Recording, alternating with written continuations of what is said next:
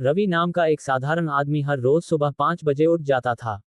उसके घर में ज्यादा कुछ नहीं था, टूटी कुर्सी, एक पुराना रेडियो जो अब भी कभी कभी खड़खड़ाता था, और दो मासूम बेटे, मोहन और अर्जुन। बीवी सरिता चुपचाप रसोई में जुट जाती थी, थोड़ा सा आटा, दो सूखे आलू और एक अदद उम्मीद लेकर। रवि एक फैक्ट्री में काम करता था, जो शहर के किनारे पर थी, बड़ी मशीनें, तेल की गंध और मजदूरों की आवाजों से गूंजती हुई।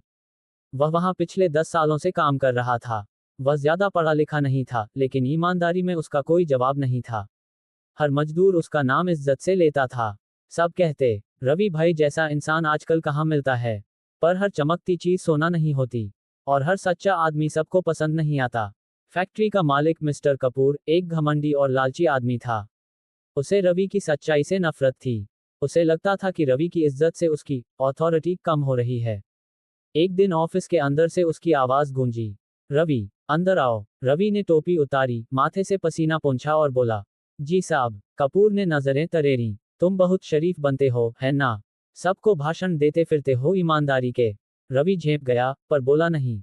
वह बस धीरे से बोला, मैं तो बस अपना काम करता हूँ साहब। कपूर ने मुस्कुराकर कहा, देखो रवि, जिंदगी में बहुत चालाक बनना पड़ता है। ईमान से पेट नहीं भरता। रवि ने नीचे देखा, फिर सिर उठाया, पर साहब, धोखे से नींद भी नहीं आती। कपूर की आंखों में आग सी जल उठी। उस दिन से उसने तय कर लिया, रवि को गिराना है। कुछ हफ्ते बीते। फैक्ट्री में सब कुछ सामान्य लग रहा था, पर कपूर के मन में एक योजना पनप रही थी।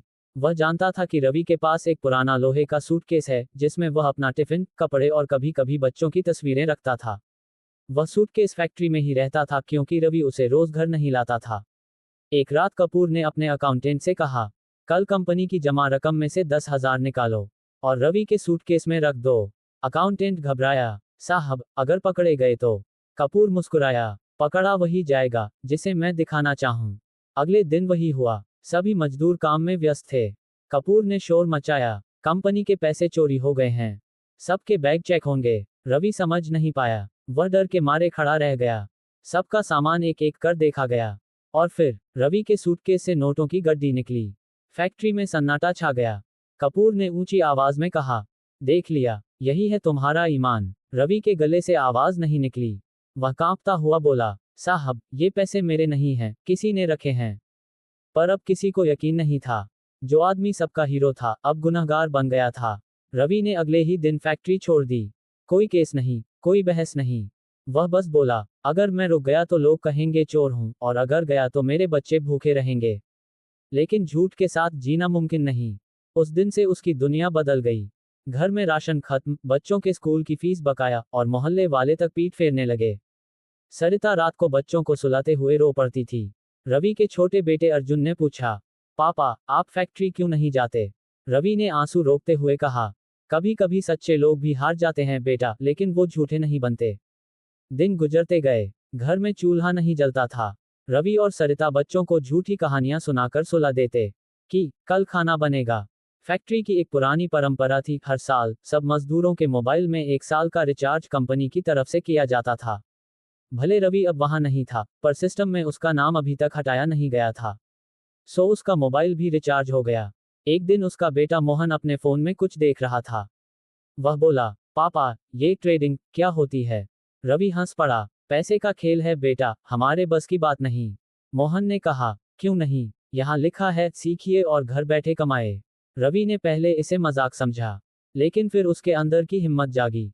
क्या पता, शायद भगवान ने यही रास्ता भेजा हो। रवि के घर में अब भी सन्नाटा पसरा था। भूख ने सबको कमजोर कर दिया था, पर उम्मीद की एक पतली सी डोर अब भी बची थी। मोहन और अर्जुन स्कूल जाना छोड़ चुके थे। रवि खुद सोचता, क्या वाकई ईमानदारी की कीमत भूख है? पर हर बार जब वह आईने में अपना चेहरा देखता, तो खुद से कहता, मैं चोर नहीं हूं, बस वक्त ने मुझसे मजाक किया है। एक शाम वह मोहन के कमरे में गया। मोहन अपने मोबाइल में किसी ऐप पर ग्राफ और नंबर देख रहा था। रवि को कुछ समझ नहीं आया। उसने पूछा, बेटा, ये क्या है? मोहन ने समझाया, पापा, ये ट्रेडिंग है। यहाँ लोग शेयर खरीदते और बेचते हैं। कोई हारता है, कोई जीतता है। रवि मुस्कुराया, मतलब जुआ? मोहन ने सिर हिलाया, नहीं पापा, ये किस्मत नहीं, सीखने का खेल है। उसने रवि को बताया कि कैसे कुछ लोग छोटे छोटे सौदे करके हजारों रुपए कमा रहे हैं। रवि की आंखों में एक चिंगारी सी जली। वह बोला, क्या मैं भी सीख सकता हूँ? मोहन बोला, क्यों नहीं पापा, बस ध्यान और हिम्मत चाहिए। रवि ने उसी रात अपने मोबाइल में एक डेमो ट्रेडिंग ऐप डाउनलोड किया। उसके पास पैसे तो नहीं थे, पर अभ्यास करने के लिए वर्चुअल बैलेंस था। वह दिन रात वीडियो देखता, समझता, गलती करता और सीखता। कभी कभी अर्जुन हंस देता, पापा आप तो मोबाइल में ही खो गए हैं। रवि मुस्कुराकर कहता, कभी कभी वही चीज जो हमें गिरा देती है, उठने का रास्ता भी बनती है। एक हफ्ता बीता, रवि ने महसूस किया कि ये काम मुश्किल है। कई बार उसका मन हार मानने को हुआ, पर अंदर कुछ था जो कहता, अब की बार भागना नहीं। कुछ दिनों बाद सरिता के पुराने जेवर बेचकर उन्होंने 5,000 रुपये जुटाए। रवि ने कांपते हाथों से पहली बार असली ट्रेड लगाए। पहले दिन घाटा हुआ पूरे 500 रुपये का। रवि चुपचाप बैठ गया। सरिता ने कहा, छोड़ दो रवि, शायद ये हमारे बस का नहीं। रवि ने उसकी ओर देखा, अगर हारने के डर से कोशिश छोड़ दूं, तो बच्चों के लिए क्या मिसाल छोड़ूंगा। वह फिर लगा रहा। दिन बीतते गए, कभी घाटा कभी फायदा। धीरे धीरे उसने चार्ट, ट्रेंड और समय को समझना शुरू किया। वह नोटबुक में हर गलती लिखता और हर छोटी जीत का हिसाब रखता। 3 महीने बाद रवि को अपना पहला बड़ा मुनाफा हुआ, 12,000 रुपये। वह घर आया तो उसकी आंखों में आंसू थे। उसने सरिता के हाथ में पैसे रखे और कहा, आज पहली बार लगा कि भगवान ने मेरी सुन ली। सरिता ने आंखें पोंछी। मैंने कहा था ना, तुम्हारा दिल साफ है, वक्त जरूर बदलेगा। अब रवि दिन में मेहनत करता, रात में सीखता। उसने धीरे धीरे एक स्ट्रैटेजी बनाई। मोहन उसकी मदद करता, अर्जुन गणना करता। पूरा परिवार एक टीम बन गया था। एक दिन शेयर बाजार अचानक गिर गया। रवि ने अपनी सारी बचत लगाई थी। मोहन घबराया, पापा, सब पैसे चले जाएंगे। रवि ने गहरी सांस ली। हर सौदा पैसा नहीं लाता बेटा, कुछ सौदे सबक लाते हैं। वह सब कुछ खो बैठा। घर में फिर सन्नाटा छा गया। पर इस बार रवि टूटा नहीं। वह बोला, मैं अब जान गया हूं कि कहाँ गलती होती है। अगली बार जीत मेरी होगी। उसने फिर पढ़ाई शुरू की, विदेशी बाजारों के बारे में जाना, नई तकनीकें सीखी। धीरे धीरे उसका दिमाग तेज और आत्मविश्वास गहरा होता गया। 6 महीने बाद रवि ने वही पैसे फिर से लगाए। इस बार बाजार उसकी समझ में था। वह अब अनुभव से चल रहा था, अंदाज से नहीं। पहले दिन फायदा हुआ, दूसरे दिन 2 गुना, तीसरे दिन उसने 1 लाख रुपये कमाए। रवि सन रह गया। उसने फोन सरिता को दिया, देखो, ये सब तुम्हारी हिम्मत से हुआ। सरिता की आंखें नम थीं। नहीं रवि, ये तुम्हारी सच्चाई की जीत है। अब कहानी पलट चुकी थी। रवि दिन रात मेहनत करता, पर अब गरीबी नहीं, सपनों की भूख थी। 1 साल में रवि ने इतना कमा लिया कि शहर में उसकी पहचान बन गई। लोग उसे रवि भाई कहते, वही नाम जो पहले गुनहगार कहा गया था। वह गरीबों की मदद करता, बच्चों को पढ़ाई के लिए पैसा देता, और हर बार कहता, सच्चाई देर से जीतती है, पर जीतती जरूर है। पर उसकी एक अधूरी ख्वाहिश बाकी थी। वही फैक्ट्री, जहां उसने जिंदगी के सबसे बुरे दिन देखे थे। अब रवि वही आदमी नहीं था, जो कभी फैक्ट्री के फर्श पर तेल और धूल में लथपथ काम करता था। वह अब एक सफल व्यापारी था, शांत, समझदार और आत्मविश्वासी। उसकी जिंदगी अब किसी फिल्म जैसी लगती थी। लेकिन उसके दिल के अंदर एक कोना अब भी खाली था। हर बार जब वह आईने में खुद को देखता, तो उसे वो दिन याद आता, जब सबके सामने उसके सूटकेस से पैसे निकले थे। और लोग कह रहे थे, देखो, यही है चोर रवि। वह सोचता, किसी दिन मैं इस जगह पर वापस आऊंगा, लेकिन अब की बार झुकने नहीं, जीतने। एक दिन अखबार में उसने खबर देखी, कपूर इंडस्ट्रीज घाटे में, बिकने की कगार पर। रवि ने अखबार को हाथ में पकड़ा और मुस्कुराया। शायद भगवान अब हिसाब बराबर करना चाहता है। उसने अपने फाइनेंशियल सलाहकार को बुलाया और बोला, इस फैक्ट्री को खरीदो, किसी को मेरा नाम मत बताना। कुछ हफ्तों की प्रक्रिया के बाद डील तय हो गई। वो फैक्ट्री, जहां कभी रवि को चोर कहा गया था, अब उसी के नाम पर रजिस्टर्ड हो चुकी थी। डील के बाद रवि ने फैक्ट्री जाने का फैसला किया। गेट के बाहर वही पुराना चौकीदार था, झुकी पीठ, सफेद बाल। वह रवि को पहचान न सका।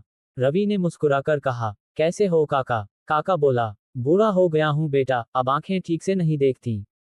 रवि ने धीरे से कहा, कोई बात नहीं काका, अब देखना शुरू करो, वक्त बदल गया है।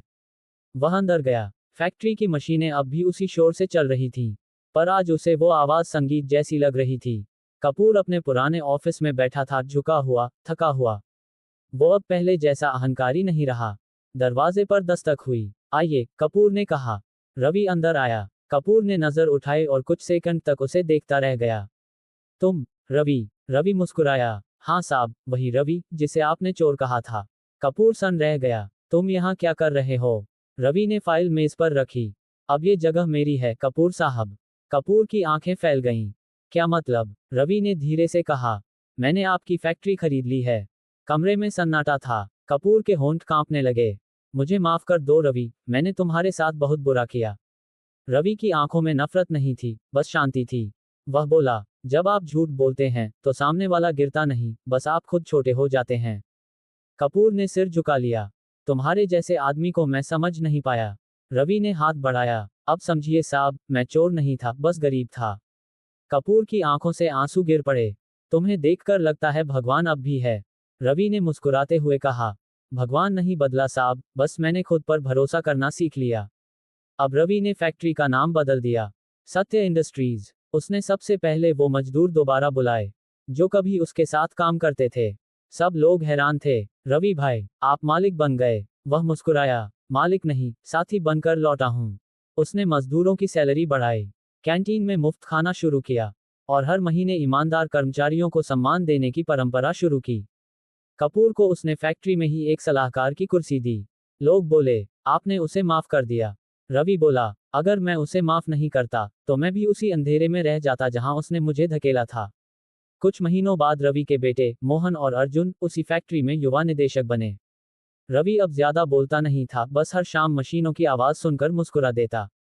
वह सोचता, जिस आवाज में कभी दर्द था अब उसी में सुकून है।